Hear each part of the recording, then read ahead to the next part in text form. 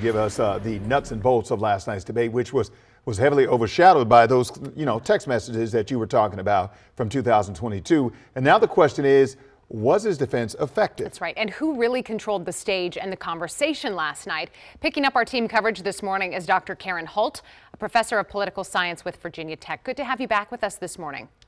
Good to be here. Thank you. All right, let's start with your just general overall take. Was there a winner last night, and how would you grade Jason Miyares and Jay Jones's performance? Did they achieve what they needed to?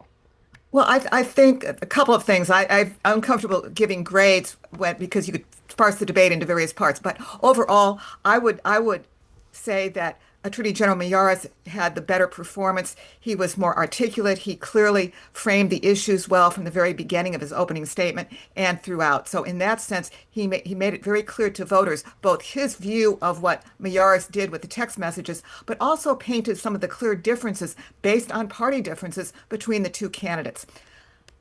Mr. Jones did about the best he could, arguably. He certainly stood his own. He fought back with Attorney General Miyares on both the text messages, but on a range of other kinds of issues. The other lead I would have, in addition to the text messages, would be Miyares saying, "I will always be the protector of all Virginians." And Mr. Jones's rebuttal to that was, "That's great, but you're a cheerleader for MAGA," linking the Attorney General directly to the Trump administration. Now, we are going to stick with these text messages because they were weaved in and out of pretty much every conversation last night on the debate stage. Do you feel like Jones actually handled the barrage of questions about those text messages? Do you feel like he did a good job of handling that? I think under the circumstances, he did about the best job he could. He said, "They clearly, I regret them in very many ways." He said a number of times. He also kept emphasizing the issue of accountability. Now, what he meant by accountability, of course, was that he was able to get the feedback. He apologized to the Gilbert family. He also, for the speeding ticket, which also came up in the debate, said, "But I went to court and I paid my dues."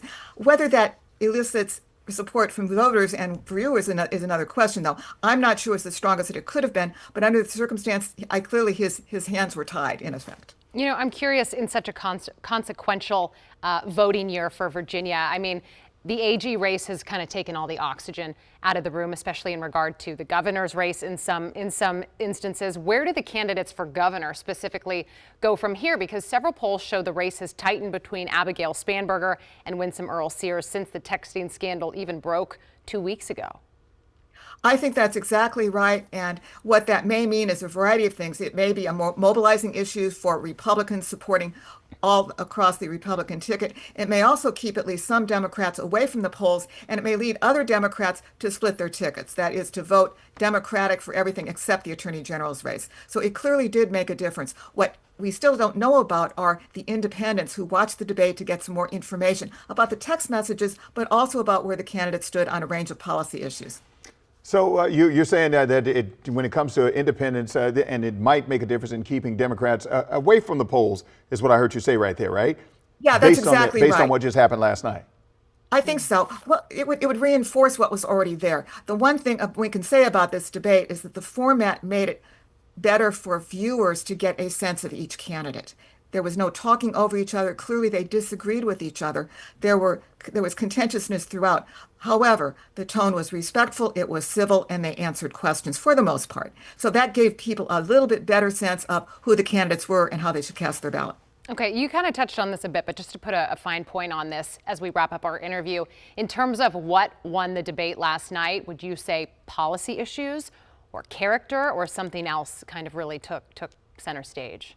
It's really difficult. It would probably be an interaction of the two. I would say certainly perceived character, and then also what that meant in terms of stances on policy issues. So I think, as you started with, text messages are number one. Sense of candidates clearly drove the whole debate.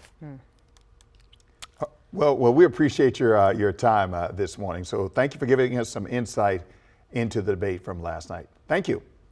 Good to talk with you. Thanks. Yeah. All right. If you did miss that debate from last night, we've got you covered because you can watch the entire debate right now here on WUSA 9 Plus streaming app. Real quick, I will mention we spoke with Dr. Karen Hult yesterday as well. And so watch that interview. She's got a ton of great insight. We certainly appreciate her joining us for that conversation. Yes.